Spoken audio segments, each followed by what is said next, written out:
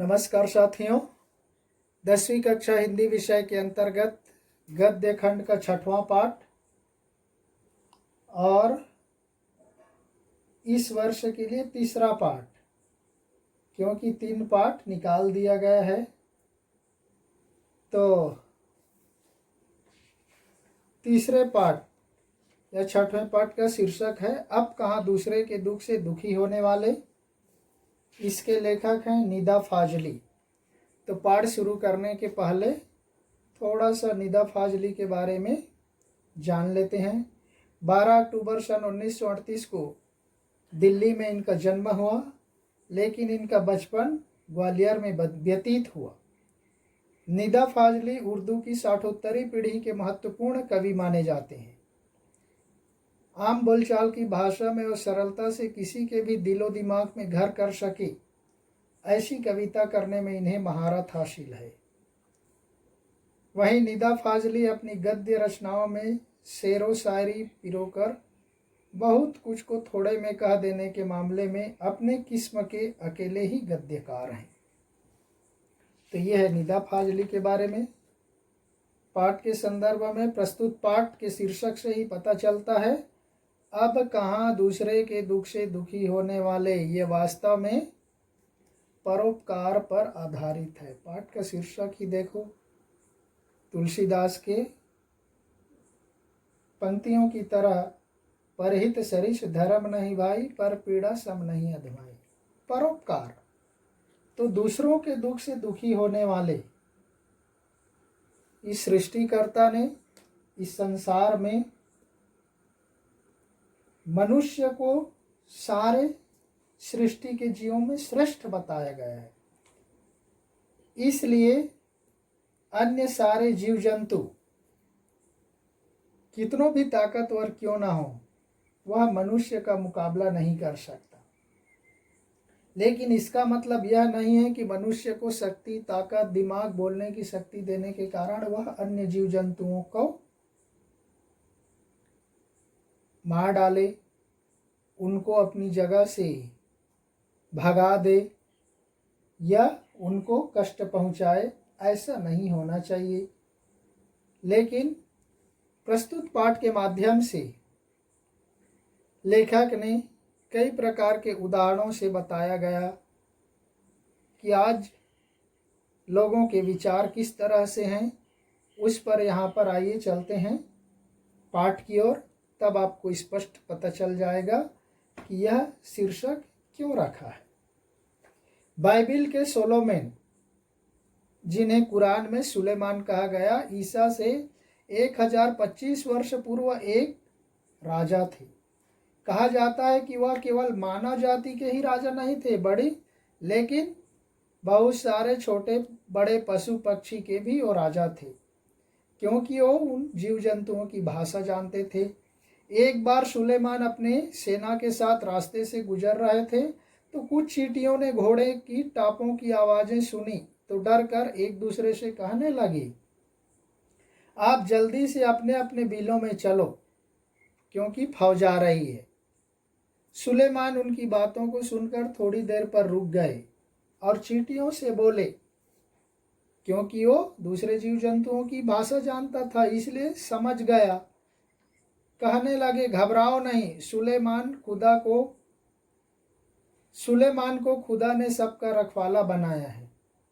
मैं किसी के लिए मुसीबत नहीं हूँ, सबके लिए मोहब्बत हूँ। वह कहने लगा कि मैं सबके लिए प्रेम देने वाला हूँ। सुलेमान को सबका रखवाला बनाया है ईश्वर ने। मैं किसी के लिए कोई समस्या नहीं हूँ, किसी को कष्ट नहीं दूंगा।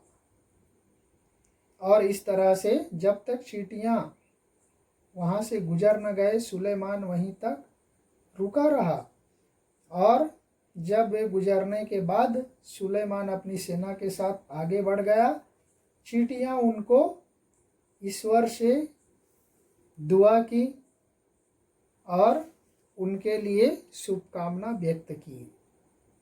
तो ये रहा सुलेमान का, जो चींटियों की आवाज़ को सुनकर उनके प्रति प्रेम भाव रखना। अन्यथा वो चाहता तो सेना ना रोक करके घोड़ों के टापों तले रौंदते हुए वो चींटियों से आगे निकल जाता, लेकिन उन्होंने ऐसा नहीं किया। दूसरी घटना का वर्णन है। सिंधी भाषा के महाकवि शेख अयाज ने अपनी आत्मकथा में बताया है, लिखा है कि एक दिन उनके पिता कुएं से नहाकर लौटे।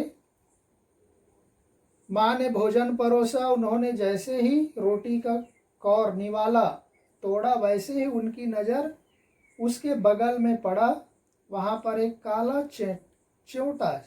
काला चींटा वहाँ पर रेंग रहा था। वह भोजन छोड़कर उठ खड़े हुए।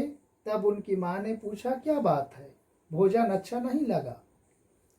शेख अयाज के पिता बोले, नहीं, यह बात नहीं, मैंने घर वाले को बेघर कर दिया है।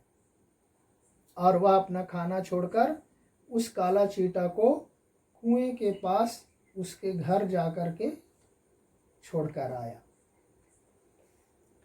नेक्स्ट तीसरा उदाहरण देखो। बाइबिल और दूसरे पावन ग्रंथों में नूह नाम के एक पैगंबर का वर्णन मिलता है। उसका असली नाम लश्कर था, लेकिन अरब ने उनको नूह के लक़ब से याद किया।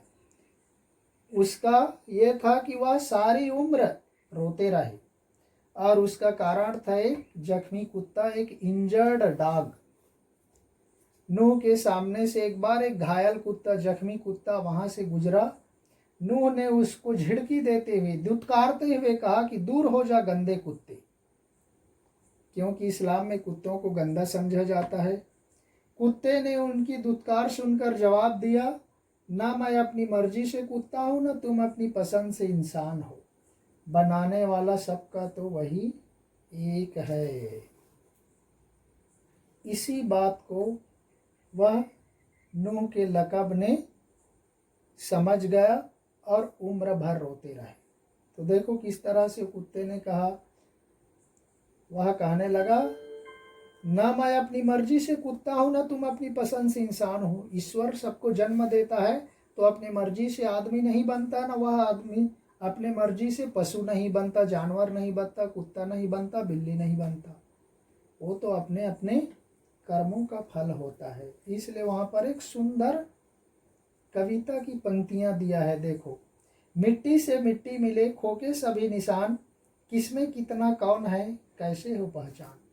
क्योंकि सारी सृष्टि का सृजन, जीवों का सृजन 5 तत्वों से होता है। मैंने 9th क्लास में भी आपको बताया था। क्षितिजल पावक गगन समीरा, पंच रचित यह अधम शरीरा। तुलसीदास जी की पंक्तियां हैं रामचरितमानस का। धरती, अग्नि, आकाश, जल और वायु, ये 5 तत्व है। क्षिति, जल, पावक, गगन, समीर। तो ये 5 तत्व। तो कहने लगा, मट्टी से मट्टी मिले खोके सभी निशान। सारे जीवों का सृजन उस मिट्टी से होता है।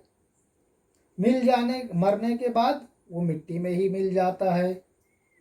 खोके सभी निशान, किसमें कितना कौन है कैसे हो पहचान। पिछले जन्म में वह क्या था, कौन सा जन्म लिया था, कुत्ता लिया था, मनुष्य लिया था, बिल्ली लिया था, जानवर लिया था, कीड़े मकोड़े बने थे, उसकी क्या पहचान है। ये बात उस लक़ब को लग गया। इसलिए उसको पश्चाताप हुआ कि मैंने कुत्ते को बिना वजह से झिड़की दिया, दुत्कारा। इसलिए उसके प्रायश्चित के लिए वह जीवन भर रोते रहे। तो इस तरह से नूह ने जब उसकी बात सुनी और दुखी होकर मुद्दत तक रोते रहे, लंबे समय तक जीवन भर रोते रहे। महाभारत में भी देखना, युधिष्ठिर का जो अंतिम समय तक साथ निभाता नजर आता है, वह भी प्रतीकात्मक रूप से एक कुत्ता ही था। जब महाभारत का प्रसंग आता है, सारे लोग स्वर्ग की ओर जाने लगते, हिमालय की ओर, तब एक एक करके सब बर्फ में गिरते जाते, उनका मांस गलते जाता, उनकी मृत्यु होती जाती। अंत में केवल युधिष्ठिर बचता है, क्योंकि वो धर्मराज था, धर्मराज का पुत्र था। तो उसका साथ देने के लिए एक कुत्ता ही उसका साथी था। सब साथ छोड़ते गए रिश्ते नाते, लेकिन वही कुत्ता उसके एकांत को शांत कर रहा था। तो इस तरह से वह कोई भी जीव हो, व्यक्ति के ऊपर अनावश्यक वह अत्याचार नहीं करता, बल्कि व्यक्ति अन्य जीवों पर अत्याचार करता है, सताता है, उसको कष्ट देता है, मार देता है। तो हमें जीवों पर सहानुभूति रखनी चाहिए, प्रेम रखनी चाहिए, दया रखनी चाहिए, करुणा रखनी चाहिए। जो हमारे पाठ काव्य में मनुष्यता है, वो मनुष्यता की भावना सारे मनुष्य में होनी चाहिए, अन्यथा वह पशु के जैसा है। तो इसलिए साथियों, नेक्स्ट वीडियो में फिर मिलेंगे अगले वीडियो के साथ। इसको यहीं पर हम समाप्त करते हैं। तब तक के लिए धन्यवाद। जय हिंद।